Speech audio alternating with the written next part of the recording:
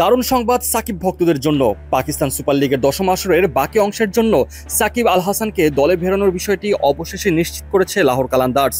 সাকিব আগামী 17 মে ইসলামাবাদে দলের সঙ্গে যোগ দিবেন। সাকিব দলে যোগ দিচ্ছেন মূলত ড্যারিল মিচেলের পরিবর্তে, যিনি 4 মে করাচি কিংসের বিপক্ষে ম্যাচের শেষ ওভারে বাঁ হাতে চোট পেয়ে দল থেকে ছিটকে গিয়েছিলেন।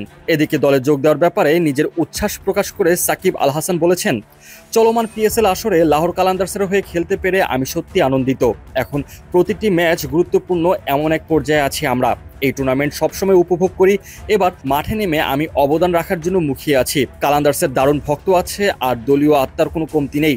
আমি এই দলের যোগ দিতে পেরে রোমাঞ্চিত এবং আমরা যেন শক্তিশালীভাবে শেষ করতে পারি সেই চেষ্টাই থাকবে। সাকিব আল হাসানকে নিয়ে লাহোর কালান্দার্সের টিম ডিরেক্টর সামিন রানা বলেছেন, সাকিবকে লাহোর কালান্দার্স পরিবারে স্বাগত জানাতে পেরে আমি রোমাঞ্চিত। তার অভিজ্ঞতা, দক্ষতা এবং অলরাউন্ডার সামর্থ্য এই পর্যায়ে এসে দলে বড় অবদান রাখবে। তার উপস্থিতি আমাদের স্কোয়াডে গভীরতা আনবে এবং আমরা নিশ্চিত যে মাঠে ও মাঠের বাইরে সে শক্তিশালী প্রভাব ফেলবে।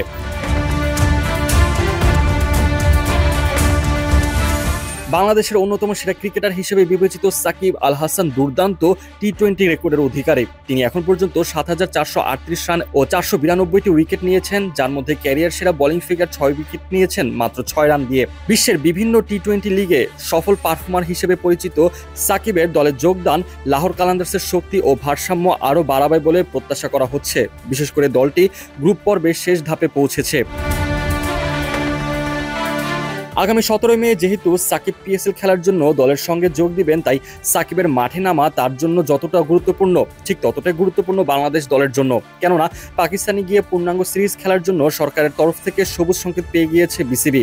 এখন বিসিবি বাংলাদেশ দলকে পাকিস্তানে পাঠানোর আগে যদি সাকিব সেখানে পিএসএল খেলতে যান এবং সেখানকার অবস্থার ব্যাপারে যদি আমাদের দেশি খেলোয়াড়দের পূর্ণাঙ্গ ধারণা দিতে পারেন, তাহলে পাকিস্তানে গিয়ে টাইগাররা পূর্ণাঙ্গ সিরিজ খেলবে কিনা সে ব্যাপারে ভালোমতো সিদ্ধান্ত নেওয়া যাবে।